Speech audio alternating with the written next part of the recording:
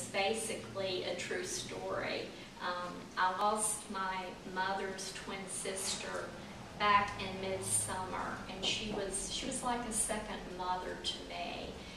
And I've changed the names around and a couple of things and turned it into fiction, but for the most part it's true. Nora awakened to a dark, overcast morning. She glanced at the clock. It was 8:15. The bed felt good, and she snuggled further down into the covers and listened to the raindrops steadily pelting against the window panes. The ringing of the phone brought Nora's plans for additional slumber to a close. She reached for the phone on the nightstand and answered on the second ring. On the other end was her first cousin, Vivian. "I guess you know why I'm calling," said Vivian. "Yes," responded Nora softly. Vivian continued, "Mama passed away this morning at 6 o'clock. The hospital called me at 5:10. Her temperature had spiked to 105 degrees, and they told me it was time and that I should come right over. She passed away shortly after I got there. She passed away peacefully." "Are you okay?" Vivian asked. "Yes, I'm okay," said Nora. "I need to make some more phone calls and work on funeral arrangements. I'll call you later," promised Vivian. "Okay, thank you for calling," said Nora. The phone call had not been a surprise. The family had known that Aunt Ruth's condition was rapidly deteriorating and that it was just a matter of days. Nora got out of bed, slipped on her robe, and went in the kitchen to make coffee.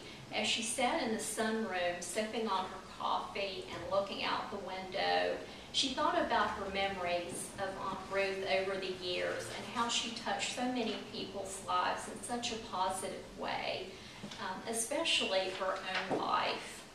Ruth wasn't just an aunt to Nora. She was the twin of Nora's mother, Alice, who had passed away the day before Easter in 1987.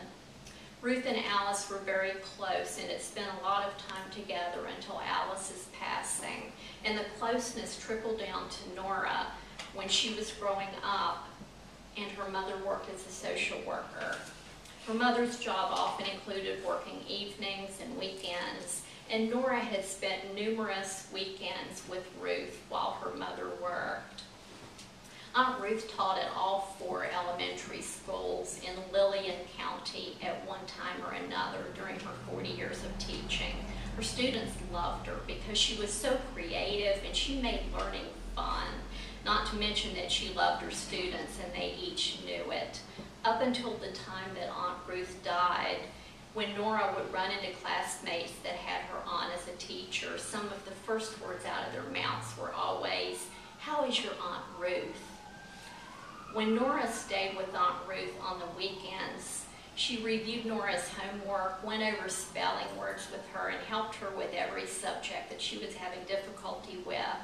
Aunt Ruth also played with Nora, and Nora happily helped her with household chores.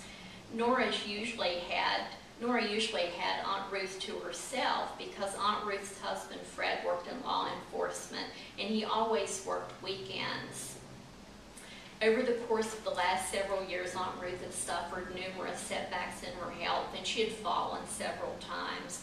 But being a strong woman with a lot of faith, along with a lot of determination, she never gave up, and she always bounced back despite what the doctors predicted. Vivian and Nora had often joked that Aunt Ruth was like the saying about cats having 9 lives, only Aunt Ruth had more lives than cats.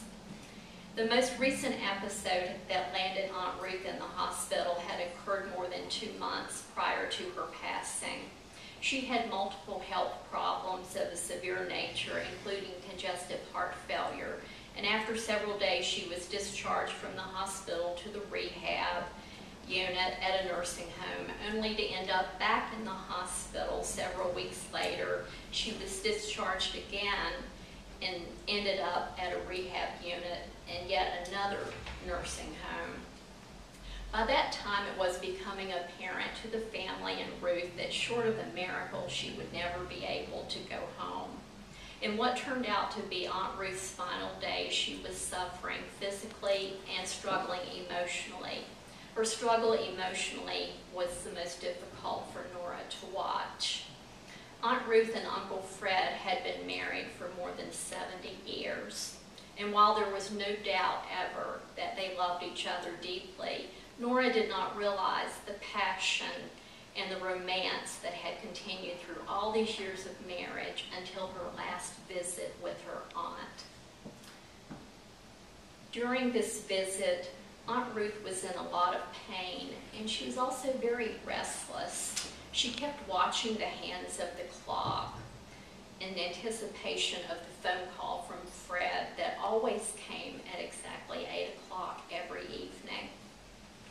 Sometimes Aunt Ruth would let Nora read to her, but today she didn't want to be read to.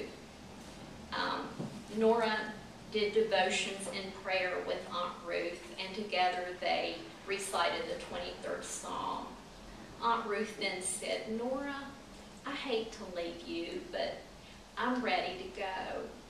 I miss Fred, and I'm never going to be able to go back home.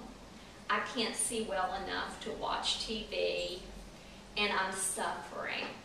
I've always been a good woman, I think, and I've tried to do for others unselfishly. I don't understand why God is letting me suffer this way. Someday I suppose we'll have a better understanding of things like that. Are you going to be okay when I go?" I said, "Yes, I'll be okay." Nora decided that if she could get Aunt Ruth's mind going in a different direction, Nora decided to see if she could get Aunt Ruth's mind going in a different direction. So she started a conversation about how she and Uncle Fred met. Aunt Ruth's face lit up, and she gave Nora a big smile before responding. "Why, we met at the Maple Lodge." "Were you on a blind date with Uncle Fred?" Nora asked. "Oh, no," said Aunt Ruth. "I was there with another boy." "Well, if you were there with another boy, Aunt Ruth, how did you meet Uncle Fred?" "Well, the other boy went to the restroom, and Uncle Fred came over and gave me his name and phone number and told me if I was interested to give him a call. He told me he'd been watching me and told me I was so beautiful he couldn't take his eyes off of me. And so, when did you call Uncle Fred?" "Oh, I called Uncle Fred as soon as I got back home." "And when did you and Uncle Fred go out on your first date?" "We went out on our first date that same night."